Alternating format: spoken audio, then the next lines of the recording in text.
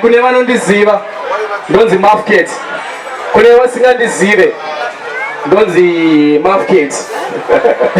Kana kuti aya mazwana chanzi Mafket nda Wildcat saka ndaunzi Mafbonga kana kuti Mafmeow.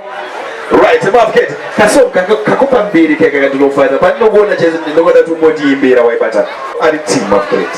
Migena jane you know kuti tetiva nokdai. You are the reason inoita ndirarame. Timi muri pakati pemoyo wangu. Mimi najaja nosiziva kuti tetiva nokdai. You are the reason inoita ndisiye taro riri nyoro ndichienda kuno kushandirai. Ndokudai zvakafanana mese muri two at the same time. Me love your mama too. Oh my God, Chanosta me love me family. Marita ikuti ndirarame. I know kuti one day ndichapura ndokubira osvigoitika vakura handividzivenerera. Star FM!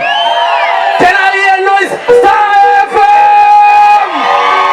Over here, so Star FM! Over here, so Star FM!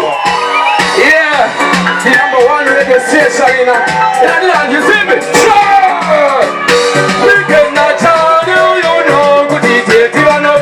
You are the reason inoita ndirarame.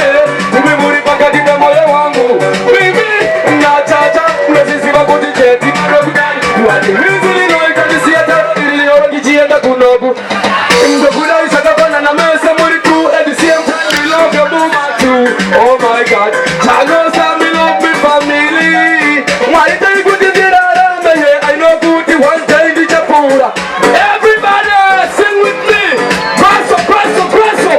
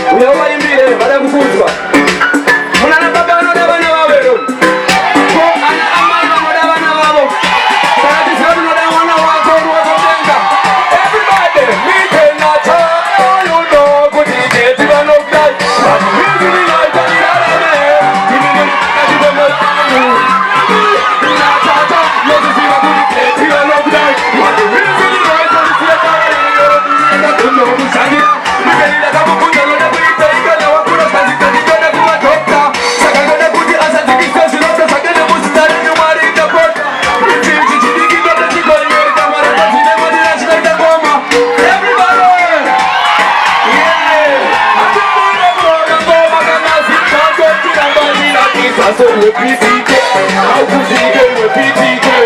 Yeah, I didn't mean to go, I'm gonna sit down, I'm betting on this. So we're PTK, how could you get with PTK? Yeah, I'm watching over to Google, I'm going to get a picture, so no, I'm not going to do all that, I'm going to go. Yeah, I'm going to do what's the thing that you want? I was going to press a real, I'm going to take a look at the do that. Sometimes I think I'm Maria, I'm going to the way.